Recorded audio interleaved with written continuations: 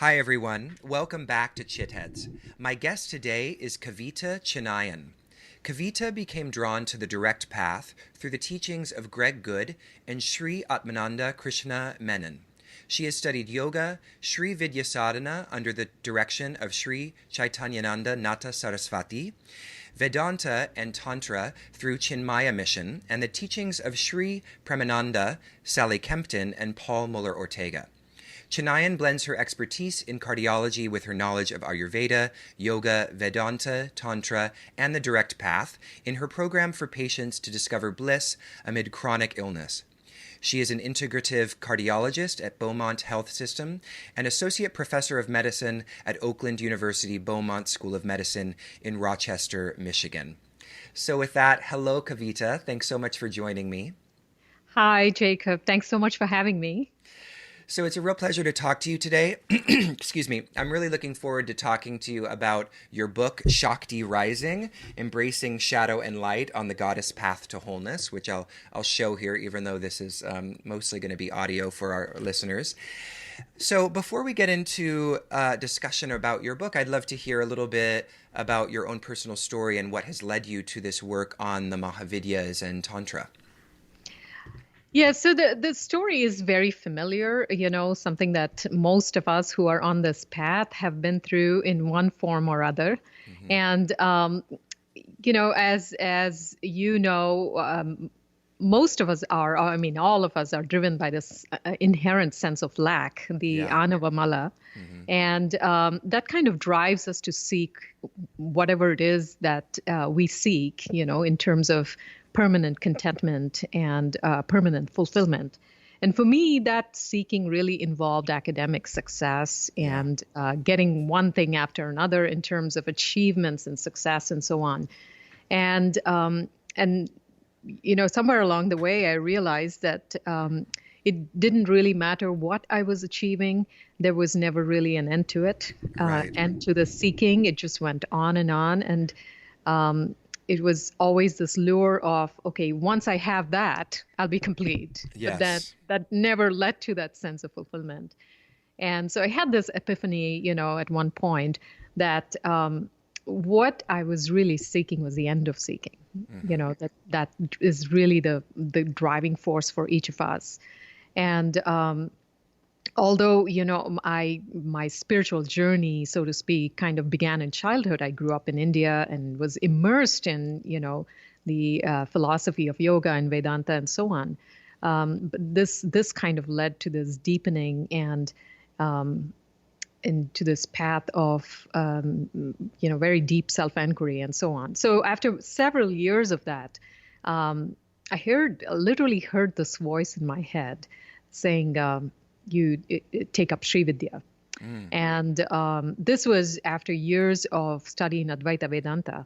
And I had no idea what Sri Vidya was. I hadn't even heard of it. This was kind of like, what is this? Mm-hmm. And so I started researching it and then got initiated into it and began to study. And then I encountered these Mahavidyas on this path. And it was just one of those things that just opens the doors of understanding and moving into like the actualization and the sweetness of non-duality. Mm.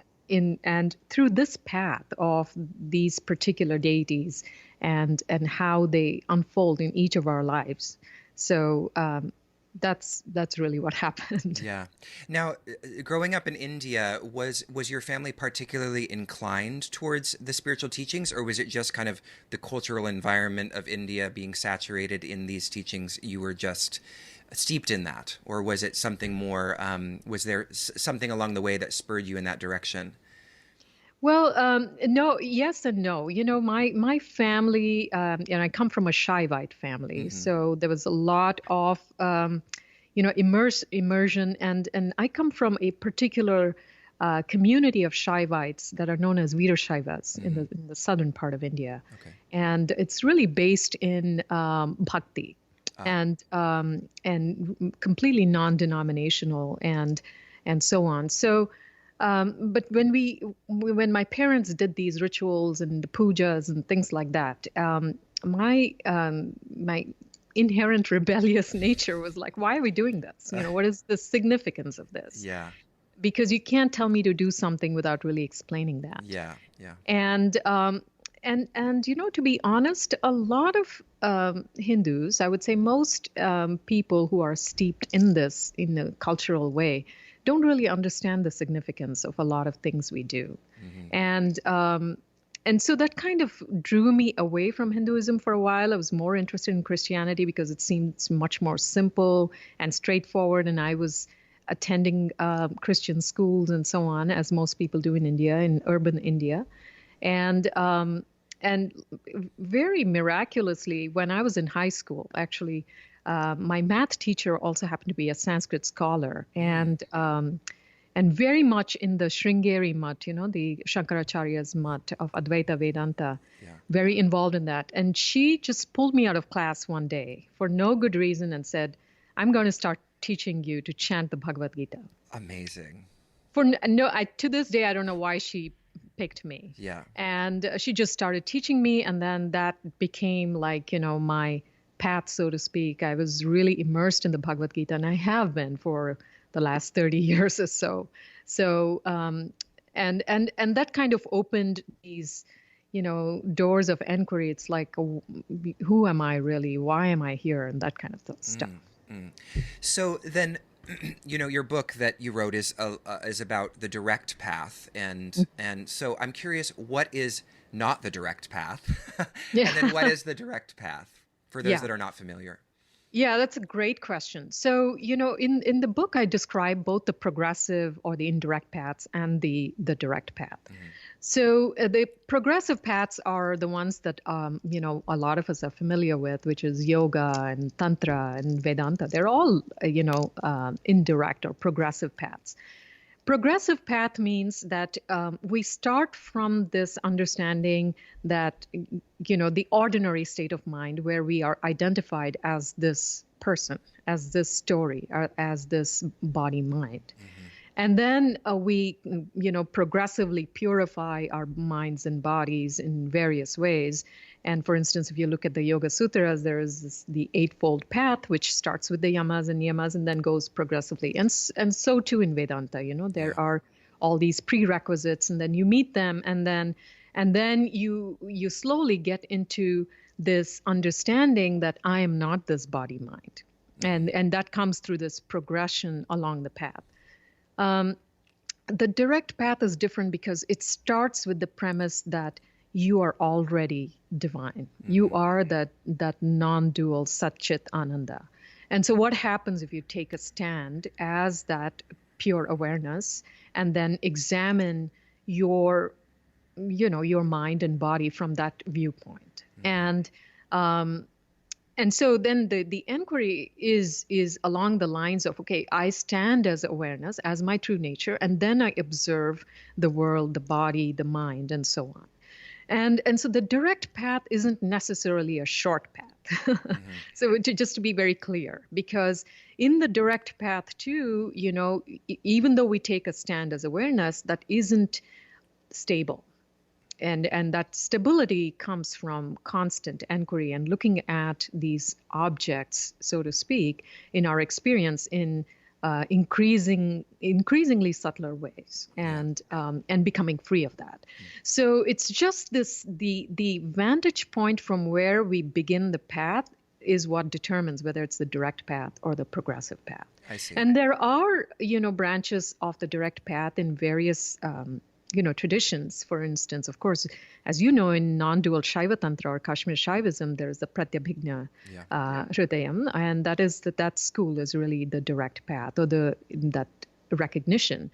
And so it is also in various Buddhist traditions and so on. So it isn't necessarily, unique to the Vedantic paths, but this is the one that I was particularly drawn to because of Greg. Yeah. So it's not because I remember the first time I ever saw this term direct path, it sort of implied like that there was no sequence to it, or that it was just sort of like, there you are and that's it. But I hear you saying it's not exactly that. It's from the starting position, but then there still is sequence both to, the sequence of sadhana is still there in the direct path. It's just a matter of how you position yourself when you begin the path. Absolutely. Okay. So the direct path is not what is known as neo-advaita. Mm, The thing that there is nothing to do, nowhere to go. right. And no, that's not the claim of the direct path. I It's see. just saying, why don't you take a stand as who you really are? But see, this is the subtle thing here. There is no possible way for us to take a stand as awareness unless we have done a lot of the progressive path Yeah. kinds of Right. practices, Yeah. right? So we can't even do that because it's such a subtle thing. Yeah. And so most people who come to the direct path have done a lot of the progressive path practices. So I don't find them contradictory. In fact, I find them complementary. Right. That makes a lot of sense. So you mentioned this word non-dual, which I think, a lot of people, it's a little bit of an ambiguous term for some people. So what is the kind of non-dual self-inquiry? Like, what does that look like compared to maybe other forms of self-inquiry? Yeah, so the issue, the definition of non-duality, I think is it's kind of fluid. It Yeah. depends on the tradition, I would say. But non-duality is a recognition, in Vedanta, for instance, we say recognition of the one without a second. Yeah. And so there is no other, right? There is pure subjectivity, and that is the objects that arise in our experience are also, me. Yeah. So I am the subject, and the object that arises in my experience is also me. So that is that non-duality, as in there is no other. Yeah. And so in non-duality, all duality kinds of concepts of good and bad and the opposites are reconciled because then we begin to see in a more holistic fashion. So the non-dual kinds of inquiry that I have included in the book are from the direct path, where you take a stand as awareness. And in the beginning of the book, I describe how to do that. And then when you stand as awareness, then you examine a particular experience, such as time, or you examine your experience of space and really see if it is as it appears. Right. And I mean, how does time appear? And time only can appear as a thought, right? As an arising, so to speak, in the witnessing awareness experience. And when we actually look into that arising of thought or emotion or sensation, then we see that there is actually no separation between awareness and that arising. And so that is the kind of non-dual inquiry I've included in the book. Wow, that's a really good explanation of that. So let's talk a little bit about the Mahavidyas. What are the Mahavidyas? And actually, maybe I like maybe entering into this by talking just about what Mahavidya means, because it might surprise people that what its translation is. Yeah. So a Mahavidya is like we can split it into two words, Maha and Vidya. Maha is great and Vidya is knowledge. So so when we look at, for instance, the Sri Vidya tradition, there are the Mahavidyas, are these great goddesses that their only purpose, is to grant liberation. And then there are the other Vidyas, which are not Mahavidyas, where you can approach these goddesses and say, I want this, I want to pass this exam, or I want to get this apartment, or I want to get this job. And that's different, right? Yeah. That is what we call ordinary Vidya. But the Mahavidyas really don't concern themselves with any of that. Their only purpose is to grant liberation. So what are they? So, if we look at the tantric concept, so in the beginning, there is just this potential. And we can think of this is before time and space. There is just this potential, which is which we can think of as Shiva and Shakti together. And the first, movement within this potential is self-awareness, or this self-recognition. And we say in Tantra, Shiva looking at himself as Shakti. Mm-hmm. And so that separation that happens between Shiva and his self-awareness is at first the first movement of creation. And in that seeming separation, there is this, we can say that's the Big Bang, so to speak. And in that instant, Shakti takes 10 different forms of creation, as time and as space and 8 other powers, and propagates creation, and it's set in motion, so to speak. And so we look at Shiva as, this witnessing awareness without attributes, and all of his powers are Shakti. So we can never really separate Shiva and Shakti. This is one thing that's so important to understand, that in any Shakta path, any Shakti path, Shiva is already implied. In any Shaiva path, Shakti is already implied, because you can't separate them like water and wetness. Yeah. They are together. So in the Mahavidyas, Shakti takes, center stage, because she is the creative energy or the creative power of Shiva. And so in these 10 forms of Shakti, we see all these powers of creation. But creation of what?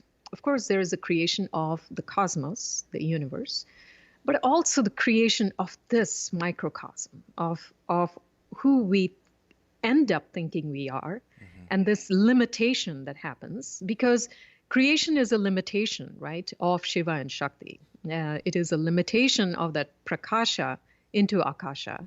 And then there is also the limitation of this individual. So who we are is this infinite potential, and then we become limited as this body-mind, as the story, and then all the concepts such as karma and evolution apply to this body-mind and the story. So that's why the Mahavidyas are so great, because they show us the creative kind of process of the macrocosm as well as the microcosm.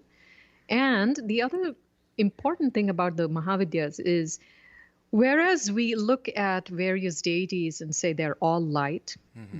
there's all goodness, here, because it's a non-dual path, there is no such thing, because in their iconography, in their philosophy, these Mahavidyas show us that they carry both the shadow and the light in them, mm-hmm. just like in both the macrocosm and the microcosm.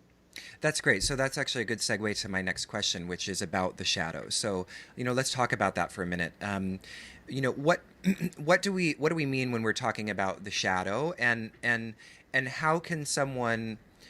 Well, I'll ask a follow-up question then after we talk about the shadow. So the shadow is essentially our disavowed aspects of self, correct? Mm-hmm. But then how do we embrace the shadow without becoming, for example, drug addicts? Yeah. So here, of course, a lot of people who have studied psychology know the mm-hmm. word shadow from Jung and his work and so on. But here, what we are referring to, the shadow, is the one that keeps us bound as this body-mind, okay. as this limited self. And the light is that which opens us to understanding who we really are, which is this, and our true nature is truly divine and unborn and undying. So the shadow here refers to whatever keeps us bound to this limited identity, and the light is the one that opens us to unlimitedness. I see. So that's how I've described the shadow and the light here. Okay. And so what happens is, a lot of times when we get on the spiritual path and we have made a certain amount of progress, our natural tendency is to bypass everything that we don't like about ourselves. Yeah. Is to push that away, because we, our desires go from, they evolve from being tamasic to rajasic and to becoming sattvic. And then those sattvic desires are the hardest things to get rid of, right? The hardest, they become the veil that becomes really difficult to pierce through because we have all these ideas about what spirituality is and so on. So the Mahavidyas actually, when we start with their sadhana, they just cut through all of that. And no bypassing is allowed. So you get to see what is limiting us. We get to see what is limiting us and keeping us bound. And then the beauty is, as soon as we start seeing that and bring that into the light of awareness and embracing that, saying, okay, oh yeah, I see it, without bypassing, without pushing it away, then we really truly start opening to non-duality. Because ultimately, when you stand as witnessing awareness makes no distinction between sattvic and tamasic, right? It has no ability to do that. Everything is welcomed into witnessing awareness. If it's arising, it's already welcomed. Yeah. So, and to realize that is to see that, our ideas about good and bad really don't exist in the way we think they do. And so coming to your question of, so what does it, how do we go about without really, giving into licentiousness and so on, right? So that's why I wrote this book, relating each Mahavidya to one of the yamas and niyamas of the Yoga Sutras. And how do we transmute the shadow into light? And so, so here is another distinction that we need to make between some of the other paths and the tantric path. So in Tantra, it's not really about opening to this witnessing awareness and forgetting all about the limitedness, right? It is a constant refinement so that is brought into this limited body mind, and it begins to move the body mind in divine ways. So it is actually that Jivan Mukti of this light transforming our very DNA. So it's not like saying, okay, this is all Maya, I'm here, so the body doesn't matter, right? It's a constant refinement. And so that's what the Mahavidyas show us too. I see. So, okay, so I have a couple questions related to that. One is, if it's not clear to those who are listening, the Mahavidyas are goddesses. And in Kavitha's beautiful book, there are representations of these goddesses, and some of them are very fierce looking, and some of them are beautiful, and there's a whole range of expressions. But my question is related kind of to deity images in general in relation to our sadhana, because I understand there's this wonderful mapping onto the 10 Mahavidyas of the yamas and the niyamas from classical yoga, but what inclines us to use the Mahavidyas, the representations of the Mahavidyas, rather than just engaging with the yamas and niyamas? Yeah. That's such a good question. I mean, why would you even want to do that? That's basically what you're asking. Yeah. So the imagery in some of these tantric paths, it is deliberately fierce for a particular reason, because it needs to break through our preconceived ideas of what the divine looks like. Yeah. Because we have these ideas that it's all, all good lollipops, and all soft and lollipops. So this imagery, and because they are the Mahavidyas, they really are in your face, right? And if you look at, some of these descriptions of where these goddesses come from, for instance, Kali, she lives on the periphery of society, right? It's like, you'll find her in cremation grounds and in graveyards and in places where nobody wants to go, because we've pushed those things away from our collective consciousness. But that's where you actually find Kali. They say that's her favorite haunt, so to speak. That's, if you really want to find her, that's where you need to go. And because she's not the only one. All of these Mahavidyas are like that, and so it is really saying that you need to, and the tantric path is like this, especially the left-handed paths, where you really need to wake up from this idea that something is unacceptable. Because we are so bound in our moral, social, and cultural Yeah. norms that we think nothing exists outside of that, right? And that is how we get so steeped in duality. And so here they're breaking all these kinds of norms. Excellent. So then, and then my other question was, where in the literature, I mean, was the relationship between the yamas and niyamas and the Mahavidyas something that came to you in your own contemplation, or is that something that we find in parts of the tradition, that kind of coexisting of those two things? Oh, no, no, no. This is all something that came to me Nice. in my own contemplations. And this book is really not written in a conventional way, the way the Mahavidyas are typically described, because the traditional way of worshiping and invoking the Mahavidyas are through mantras and yantras and things like that, which I'm actually teaching in a course, and that starts later this in a couple months. But I really wanted to explore the Mahavidyas in a way that makes sense to every spiritual path, because they are relevant as these aspects of creation. Without making, and they have been really inaccessible to the average spiritual practitioner, the Mahavidyas, because of this, esoteric kind of very, very shrouded kind of mysticism that underlies their iconography and their teachings. So I just wanted to make it, more accessible. And that was that's how it just occurred to me. Yeah, I think it makes a lot of sense to do that. I mean, because you can due to its accessibility, people can feel more invited into the kind of conversation, and then they can find out more about the esoteric as they explore more. So I think it's a beautiful starting place. So okay, let's talk a little bit about maybe some specific Mahavidyas. I think we probably don't have time to go through all of them, but maybe 3 or 4 that you think are particularly important, or maybe are more interesting than others. They're all interesting, but ones that might wet somebody's whistle and make them inclined to buy your book.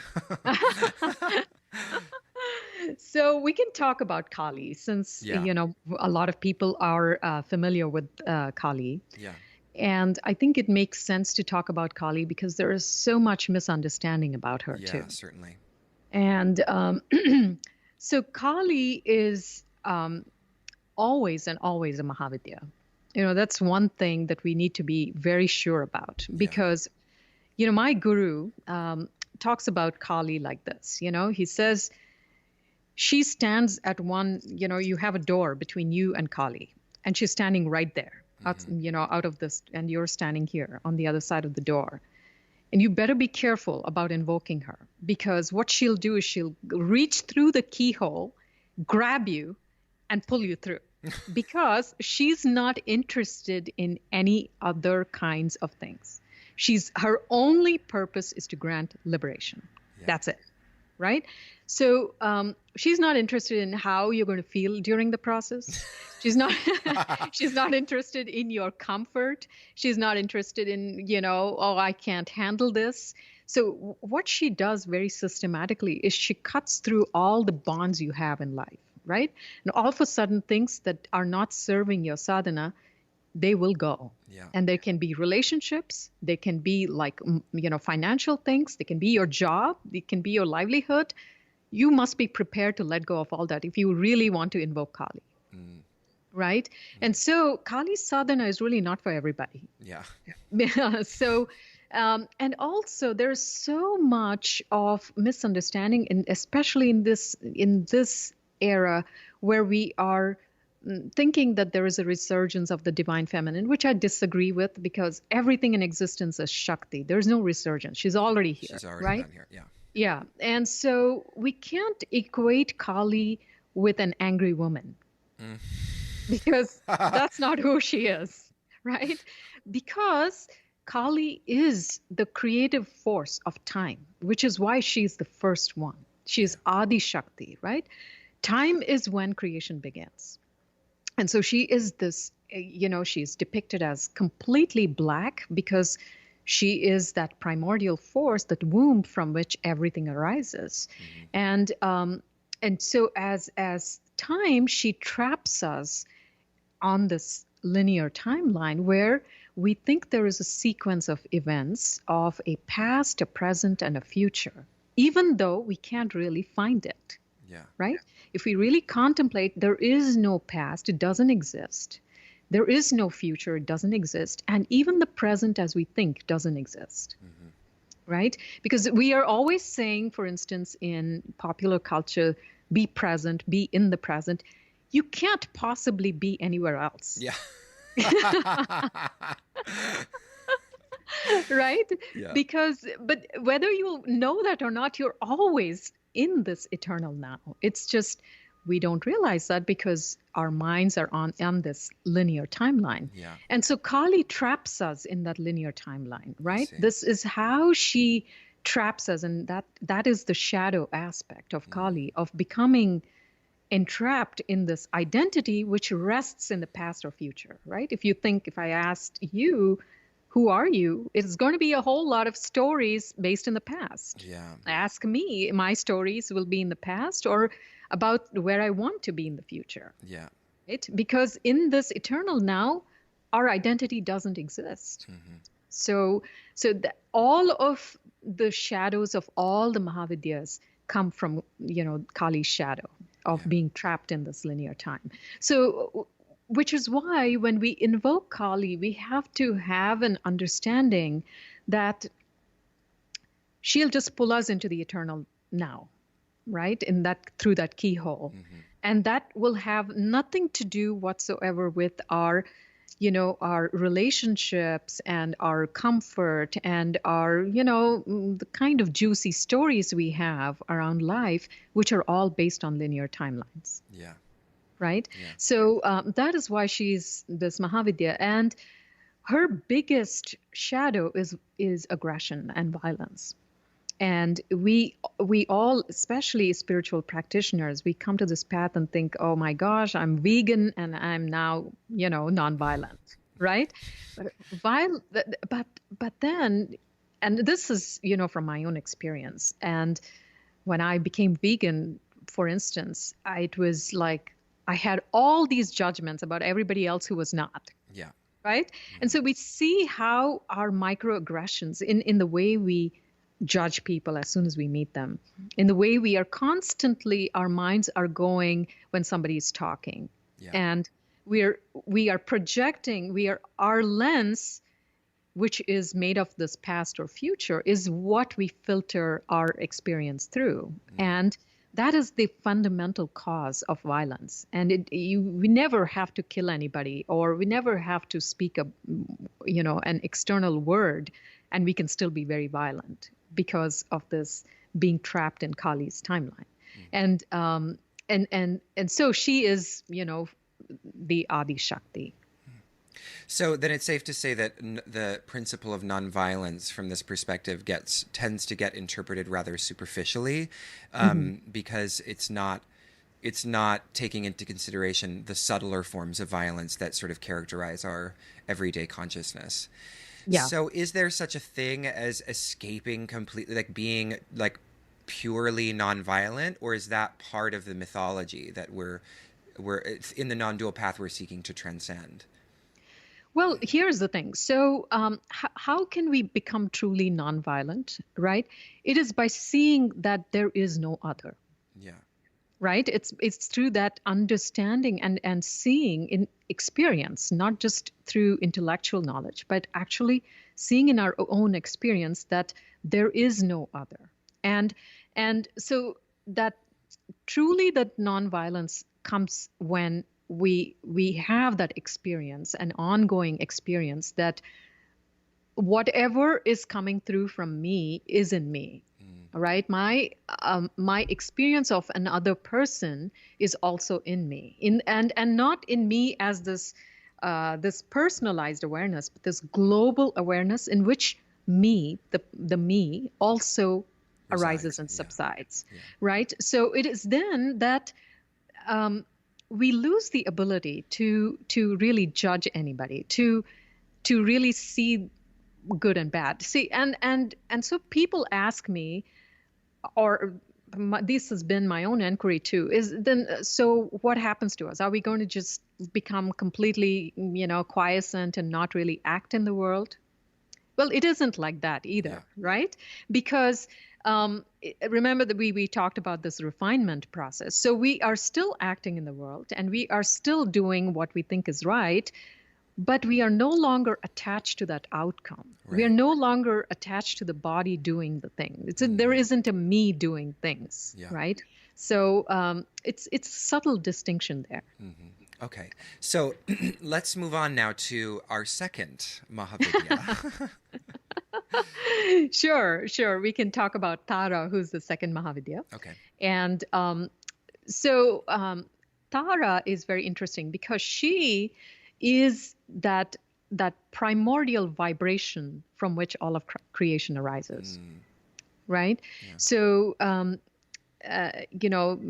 for instance, in quantum physics, there is the background microwave radiation. I think that's what it's called, which is that background vibration that is from the Big Bang. Yeah. Right. It is ongoing, and so she is that primordial vibration, and so like the Shabda Brahman, that foundational. So like they say, in the beginning was the word. Yeah. So there is that primordial vibration, which then loops and loops and loops and becomes the 5 elements, and then the gunas and so on, and then becomes all of creation. So if you look at the 36 tattvas, for instance, that would be like up there as the primordial vibration. Yeah.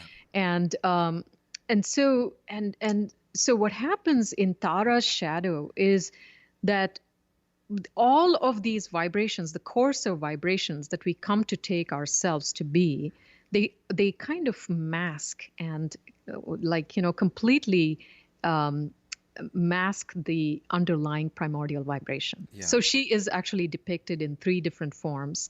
There is the white Tara, which is that primordial vibration, can never be touched, even though it's transcendent. It's also immanent, so it can't be touched. And then there is a multicolored Tara, which represents all of our coarser vibrations.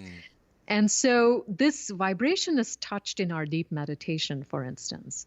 And then, many of us have this experience of this vibration kind of suddenly popping up and showing itself as this hum or this om, as that. So she represents that. So would the shadow of Tara also include, for example, labels and categories, like words that come to define us? Oh yeah, absolutely. And the roles we come to play, because there is that, that labeling of myself as a mother, as a doctor, as a spiritual practitioner. And you see how those labels themselves kind of become that covering of the underlying primordial vibration. Yeah. Yeah. So then what is the light of Tara, or how might we use Tara in sadhana?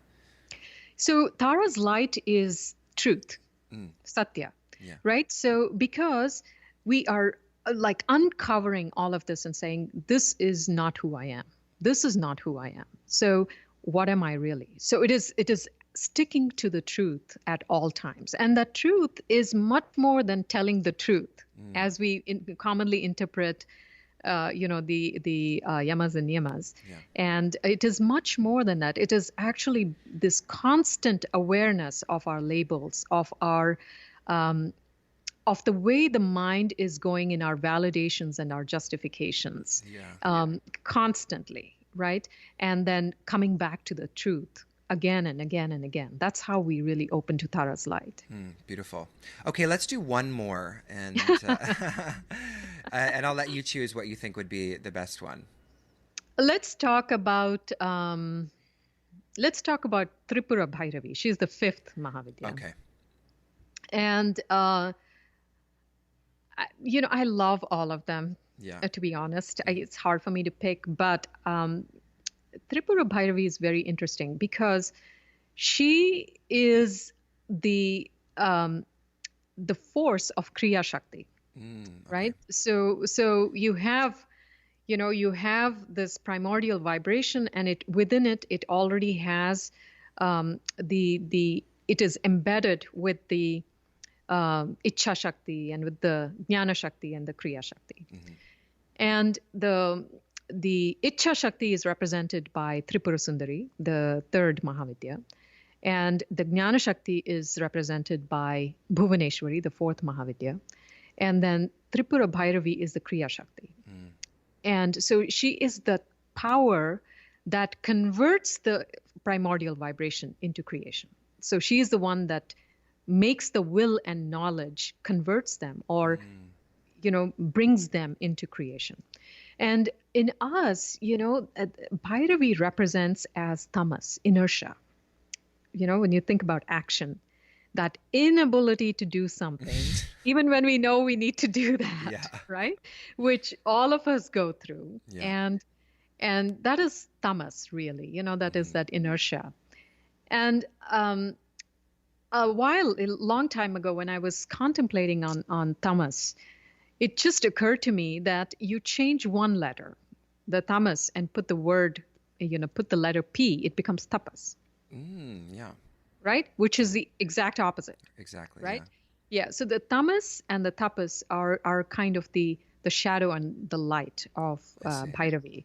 And so tapas, we normally interpret that in classical yoga as austerity, as this, determination.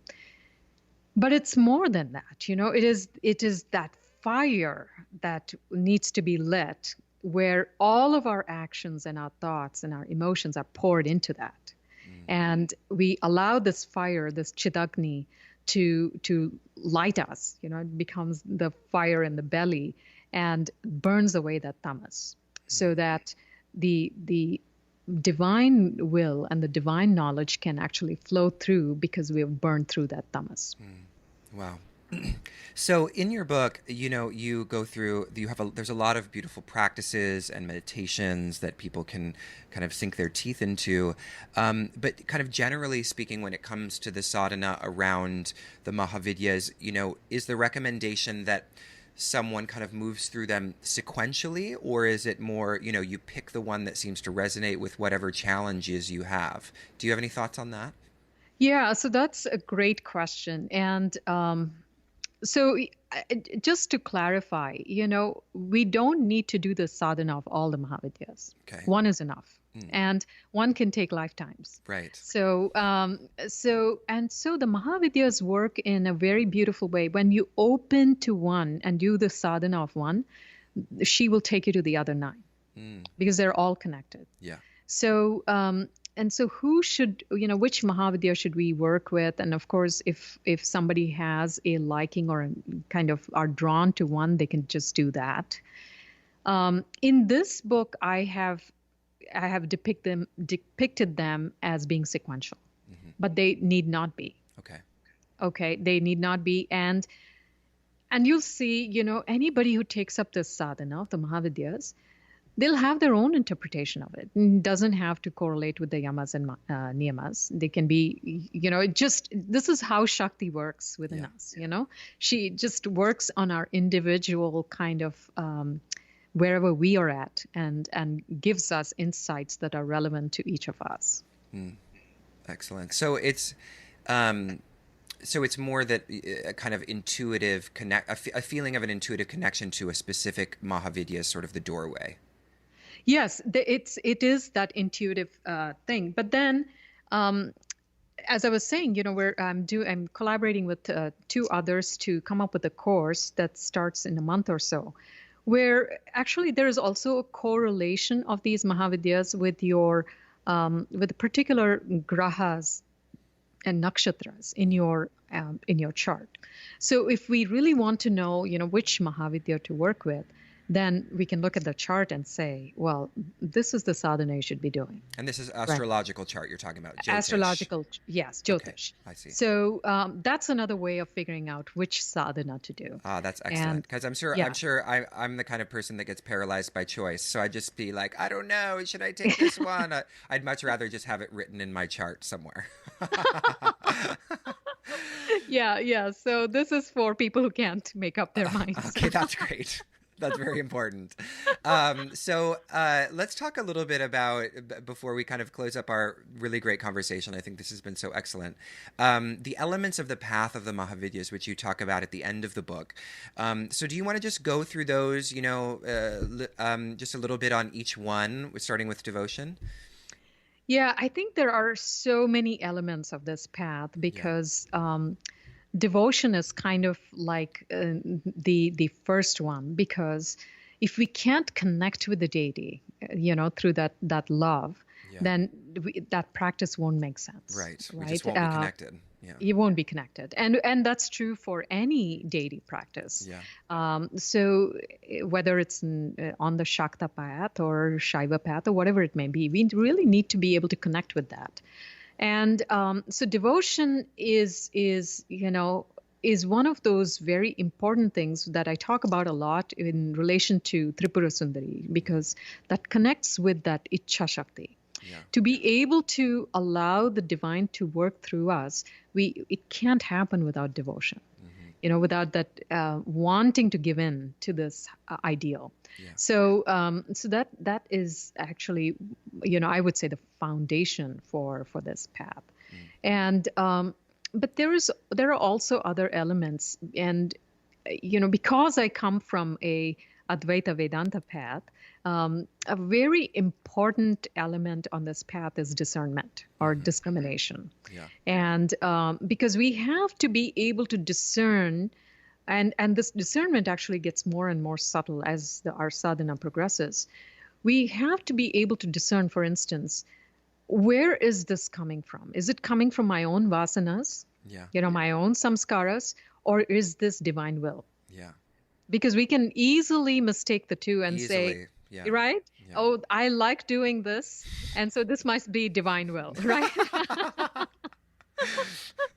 So the discernment, of course, Shankara talks so much about Viveka and the Viveka Chudamani Yeah. for this reason, because it's such an important path.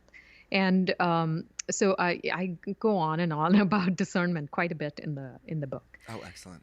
Yeah, and the other paths are this wanting to do self-inquiry. And that also comes from bhakti.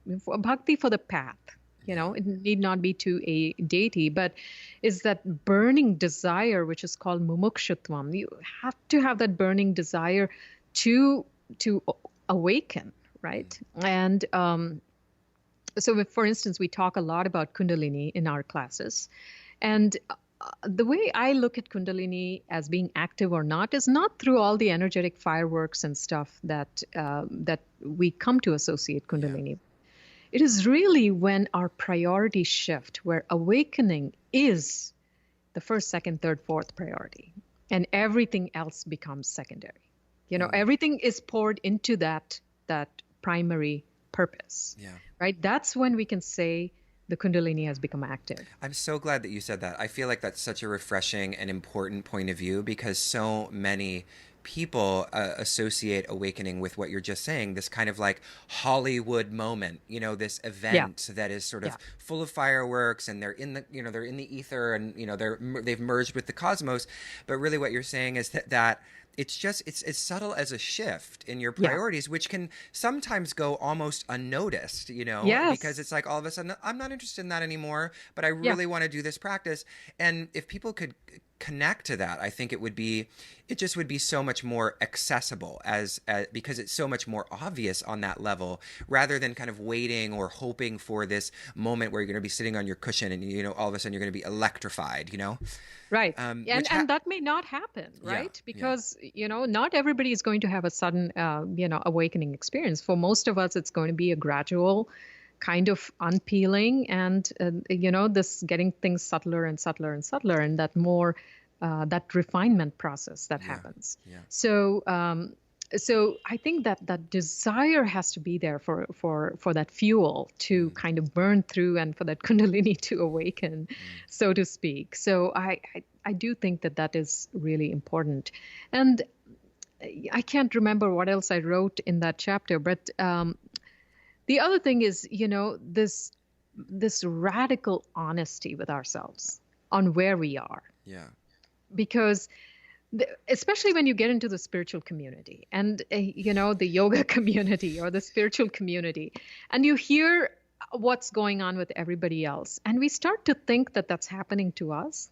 And we can sometimes think we are more advanced than we are, and sometimes we can think that we are not there yet, right? And so this radical honesty, which also comes from that discernment, is to know exactly where I am on my path. I think that's really important. And the Mahavidyas, they, like I was saying earlier, they're completely no nonsense. So they'll show us, they just don't, they just don't get into the self-deception. So that's very important, I think, too. Wow. Well, this has been so interesting, Kavitha. Again, I'm here with Kavitha Chinnaiyan, and we're talking about her book, Shakti Rising, which is, the subtitle is Embracing Shadow and Light on the Goddess Path to Wholeness. Is there anything, Kavitha, that you want to share in relation to what we've been talking about as a way to kind of close our conversation? Is there anything that we maybe left out? No, I think we covered all the salient and important points. I think so too. Yes, thank you so much. Yeah, so why don't you've mentioned this course a couple of times, so why don't you give us a little more information about that and where people can find out more about how to register for that course? Yeah, sure. So it's all on my website. It's kavithamd.com, KAVITHAMD.com. And there are, there is a course that's ongoing right now. It's called Shakti Rising. And that'll become a self-study course within a month, and then we are going to start a new course later, where we are going to have these deep dives into each Mahavidya with the yantras and the mantras, and based on the astrological significance. Okay, so we're recording this on April 30th, 2018. So if you're listening to this soon after that date, then check out Kavitha's website so that you can register. And of course, you can find her book on Amazon. Probably other bookstores as well. Yes. So thank you so much, Kavitha. It's been such a pleasure. I hope you have a wonderful rest of your day. Thank you, Jacob. You too.